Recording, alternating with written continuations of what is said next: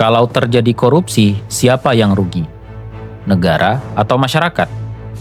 Biasanya, kalau ada kasus korupsi, penegak hukum selalu menyebut kerugian negara atau kerugian perekonomian negara. Lalu, apakah masyarakat juga mengalami kerugian? Sekarang, mari kita ulas satu kasus yang sangat relevan.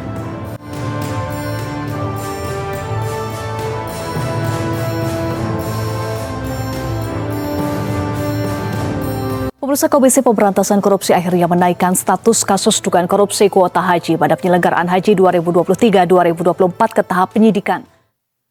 Baru-baru ini, Komisi Pemberantasan Korupsi mengusut dugaan korupsi terkait kuota haji tambahan tahun 2024. Skandal korupsi ini diduga melibatkan pihak dari Kementerian Agama dan pihak swasta. Dalam hitungan sementara, KPK mengungkapkan bahwa dalam kasus ini, kerugian negara dapat melebihi angka 1 triliun rupiah. Jumlah ini muncul dari hilangnya pendapatan negara yang harusnya didapatkan dari kuota haji tambahan tersebut. Kasus ini bermula dari 20.000 kuota haji tambahan tahun 2024 yang diberikan oleh pemerintah Arab Saudi kepada Indonesia. Kementerian Agama kemudian membagi kuota haji tersebut di mana 10.000 kursi diberikan kepada haji reguler dan 10.000 kuota haji lainnya diperuntukkan bagi haji khusus.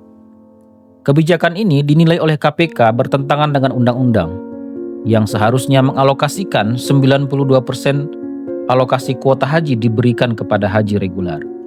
Dengan kebijakan ini, kuota haji reguler berkurang secara signifikan. Lalu, apakah dampaknya bagi masyarakat? Pertama, daftar tunggu haji reguler menjadi semakin lama. Jika dilihat dari data Kementerian Agama yang diakses pada 25 Agustus 2025, daftar tunggu haji reguler di Indonesia cukup bervariasi. Yang paling lama, daftar tunggu berasal dari Kabupaten Bantaeng dengan masa tunggu 47 tahun. Sedangkan yang paling cepat dari Kabupaten Maluku Barat Daya sekitar 11 tahun. Jika mengutip data Kementerian Agama tahun 2025, jumlah jamaah haji reguler dari Indonesia mencapai 203.149 orang. Dari jumlah tersebut, sekitar 44.085 jemaah masuk dalam kategori berusia di atas 65 tahun atau lansia.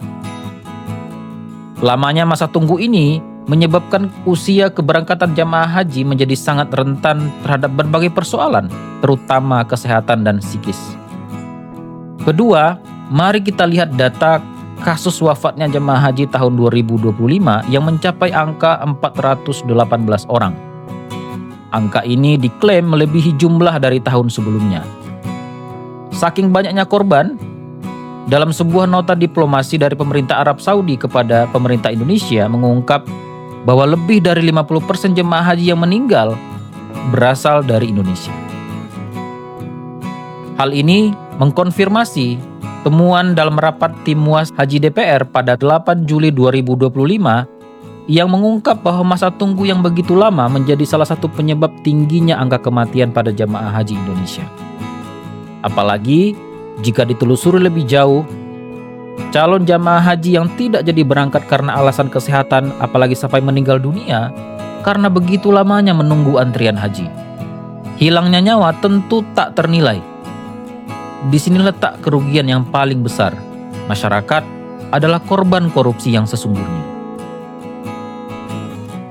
Dalam perspektif hukum dikenal apa yang disebut sebagai korban. Dalam Undang-Undang 31 tahun 2014 tentang perlindungan saksi dan korban menyebutkan bahwa korban adalah orang yang mengalami penderitaan fisik, mental, dan atau kerugian ekonomi yang diakibatkan oleh suatu tindak pidana.